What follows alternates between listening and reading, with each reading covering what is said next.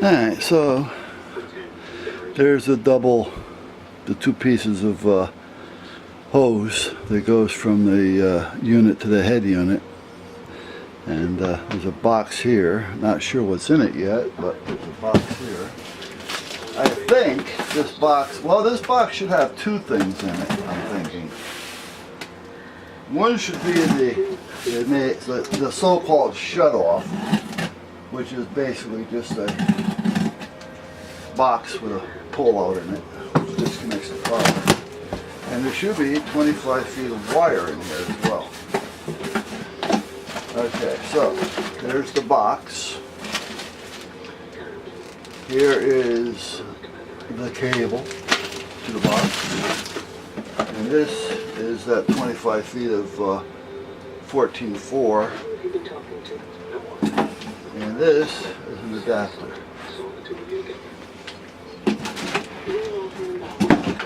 Now the adapter is probably something I really didn't have to buy.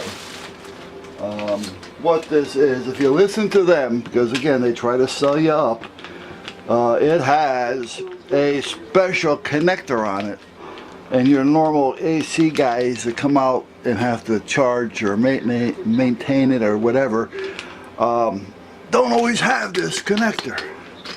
Oh, come on. You know what I mean? These things are becoming more popular than furnaces and heaters are.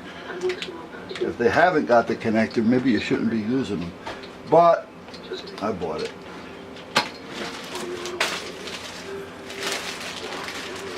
Now this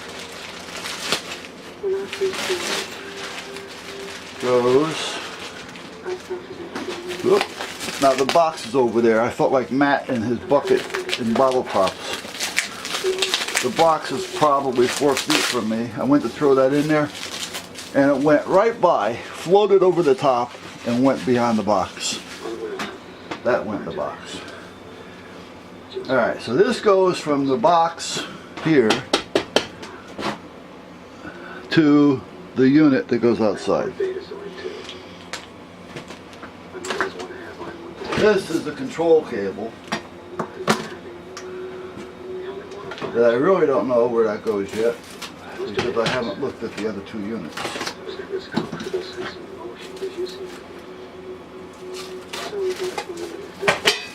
Now when it comes to this thing, for what they charge for it, it was cheaper for me to buy it from them than it would be for me to go out of my way and go nuts with it. Basically what it does is you hook up your wires back here, you pull this out, and all it does is puts them together. You take it, turn it upside down, push it in, and it's on.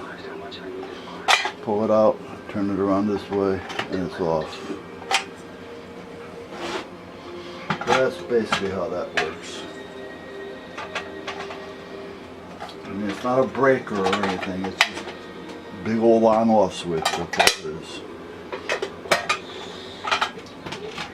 And down inside here,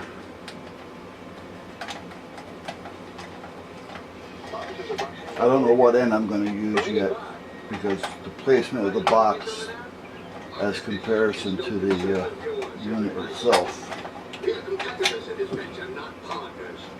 So I don't know if I'm going to put the straight in or the 45, which is on that cable there. Come on.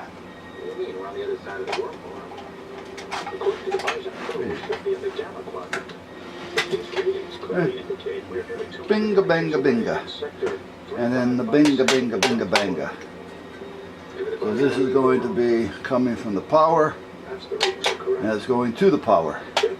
So this is the coming in from the box, going out to the unit, or vice versa. It really doesn't make a difference. And then naturally your ground. Now because I'm using 220, these are both going to be load, and that's going to be the ground. Because I'm going to be using both white and black. Now if you're going to run the white and black, you want to put black tape around the ends of the white so that if anybody works on it, they know that that's a 220 line.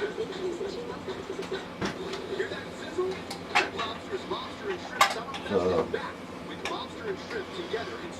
now if I was just running, regular wire through a piece of conduit or something, and I'm running both black lines, that's different as well.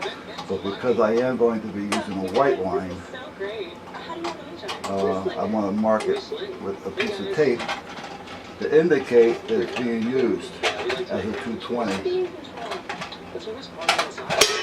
And that's it. Got the pitch. Well, I did a drill last night. We have to do so many drills a year.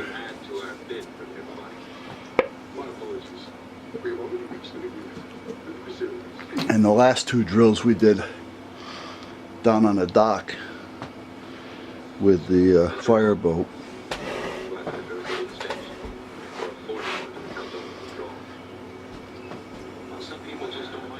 They got to go through all the procedures, and I understand that, but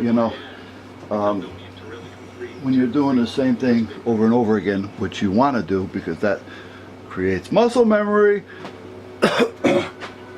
you have to be able to do it without thinking or without being told. You got to know how your partners work. Now, when I say without being told, I mean if it's something you're supposed to do, you don't have to be told step by step on how to do it. When you're on a vessel, you got to pay attention to the captain, the coxswain, or whoever's in charge. So you don't do it until he tells you to. But meanwhile, you have to know how to do it without being told exactly every move to do.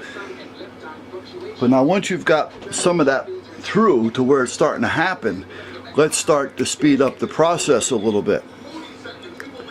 Let's start making it look more real. Let's make it happen, and that's what they're failing to do right now. I'm sure that they'll pick up the pace a little bit.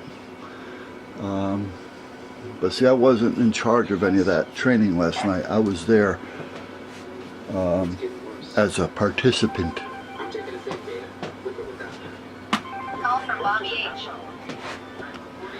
Alright, until the battery goes completely dead. It's blinking red. It is. Now this should look familiar. Rusty.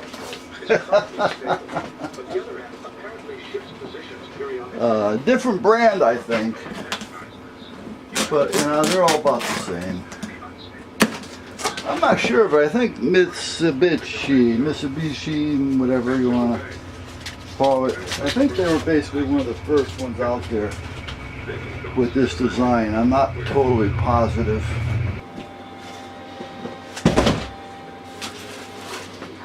So this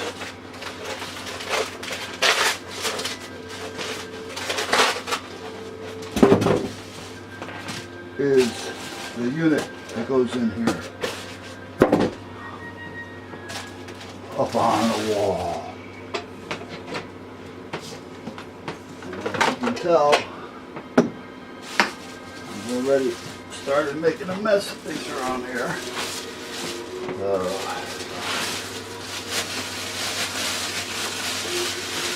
I'm not sure. I'm never sure of anything. I'm never sure of everything, but I'm always sure.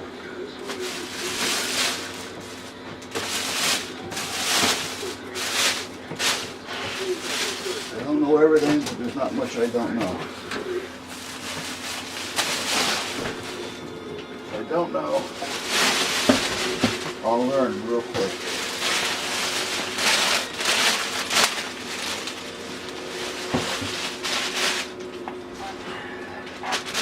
Not so much that I want to do it, but I don't want to be taken advantage of. And with the system nowadays, it's getting harder and harder to find honesty.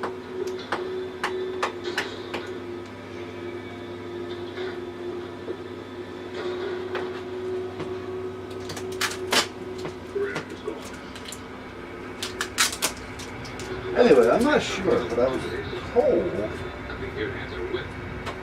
that this vent on this door here is also remotely controllable.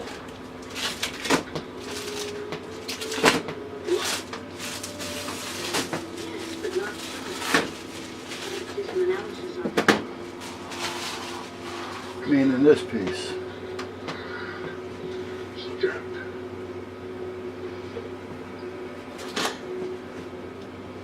Okay, so that was there to protect that, so why wasn't it this way?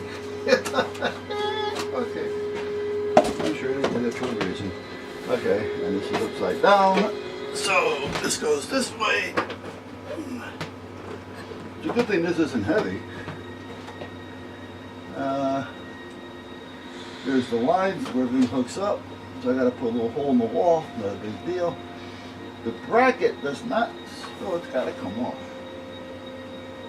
Yeah, the bracket comes off, so you can hang it on. So that's it. That's it in a nutshell. Well, I don't know about a nutshell, but that's it. So that piece will be going up there. And this side over here would be, well, let me go this way, I'm sorry. This side would be the perfect side. However, what's on the other side of this outside is not the perfect for the condenser system because there's just so much growth over there that it'll just eat it alive. And not only that, but that side is real close to the property line, and not that the guy or the kid or anybody over there would destroy it, but they got a 11 or 12-year-old over there that's playing ball all the time, and you know, you don't want it to get hit, you know, so for that reason I wouldn't put it over there. The main reason being though is the weeds and the trees and the vines will eat it alive, so I'm going to put it on this side. This would also be a good place for it, but I don't feel like cutting into that wall and moving all that crap over there. It's going to be a lot easier. And then over here, because outside I'm always working on something out there with antennas, and I don't want to take a chance of wrecking the condenser. So again, it brings me back to here. Now, depending on the unit and where I may put it will depend on maybe where I can put this. I am thinking of putting it up there where those two boxes are, because there's plenty of room up there, you just can't see it. So I can keep it above that shelf without a problem, or I can take that shelf off if I need be. But the other thing is I can also put it on this wall over here where the flags are and things that you're seeing back there. But that means I got to run extra, not extra cable, but I want to make sure I have the right run of cable, because I notice in the back of this thing it doesn't give you much. It gives you enough to possibly get through a wall, but it's not going to give me a whole lot. So for that reason alone, I'm kind of tied into wherever that's going to put me. And I really can't add a lot to that because the unit only has 25 feet in it. So if I start adding more line, it's going to eat up more volume, and then I'm going to be looking to get it charged. And I don't want to get involved with all that. So I'm going to work with what I have and make it fit. So that's where we're at, guys. Hey Lance, you okay, buddy? So